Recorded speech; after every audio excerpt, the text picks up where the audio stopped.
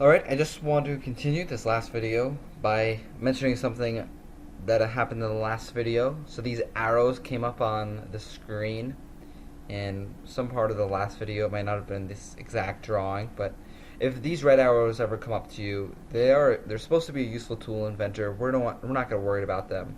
But to get rid of them, just right click on the screen, go down to hide all degrees of freedom, and those arrows will go away. Alright, back to the parts database. So let's go up. We have one last thing. This is probably the simplest one. The homework robot. These are all the files that created the parts that are in your homework robot. So if you wanted to see what the Arduino clip looked like in the CAD file, we could click on the PDF and we could see that's what it looks like. Okay? If I wanted a PIR mount for my robot that I was designing, I could open that up. Okay? I could enter the sketch. I could copy.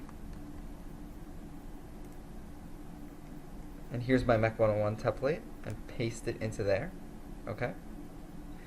And maybe I'm interested in also a channel, those channels that you had for the Mech 101 bot, homework bot. So I could copy and paste one of these channels. I could also edit one of these channels. Maybe one thing you might be interested in is having a top channel that's wider. So I could copy this top channel. Let's get it into a more workable environment. Okay.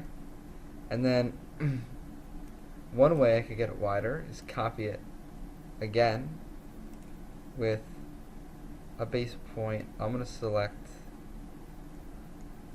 a nice recognizable base point like right here. Okay. Move this over here. And now I have two of them that are side by side, so I essentially have a thicker top plate, except you gotta be careful because the laser cutter will cut this top plate right in half, and you don't want that. You want one long wide plate. At least that's what I want. I want one wide one. This is two side by side. So I would need to delete the two lines that are underneath here. Okay, and now I have one top plate. I could even delete these little curves if I wanted to, but I'm going to leave them. I could even use the stretch tool just like I did on the linkages and stretch part of this. So if I wanted this part of the link to be longer, I could stretch that out.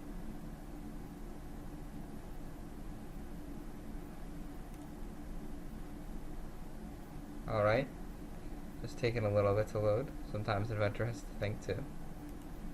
Alright, I'm going to trim this line. I don't want that long line there.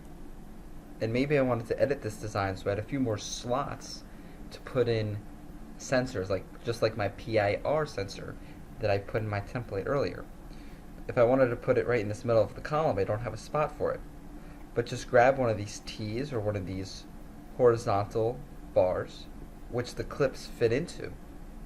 And the clips fit in both vertically and horizontally for the T's and just horizontally for these bars.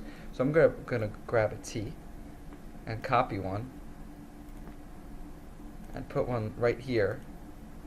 And now I have a spot for my PIR sensor to go right in the middle of that channel. Or maybe I just wanted to make some sort of twisty arc.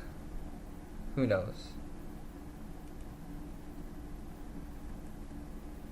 The fun is that you get to pick what you want to design. Alright, maybe this is a final part I want to cut. So I'm going to highlight this. Copy. Bring into my Mech 101 template. Paste it.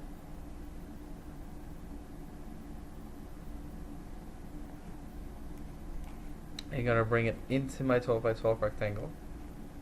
Be patient, sometimes it takes a second to load.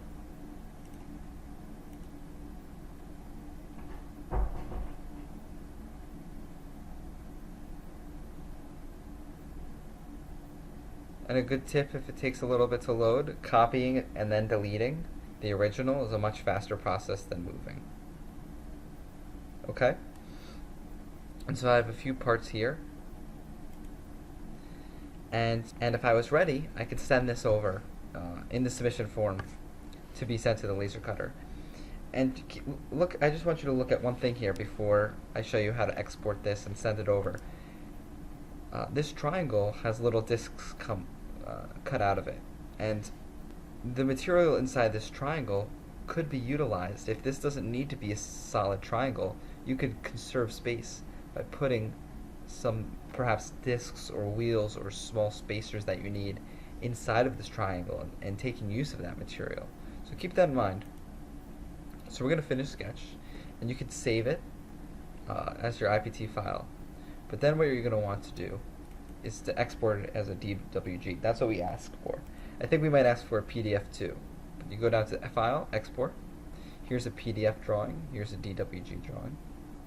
So for the DWG drawing, you just click on that, and you can save it as group number and whatever the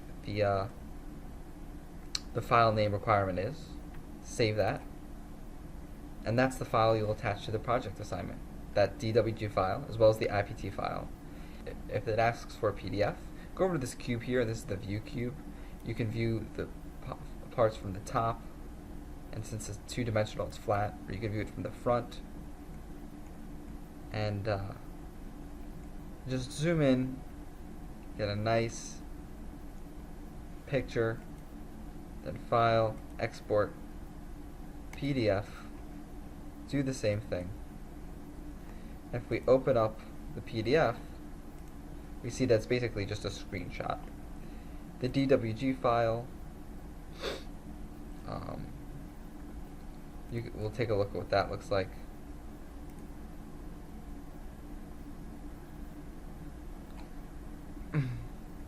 And in case you guys are curious, this is what the DWG file looks like. Okay, it's just your parts, and remember that box, we don't want to cut that actual box, so it's not there.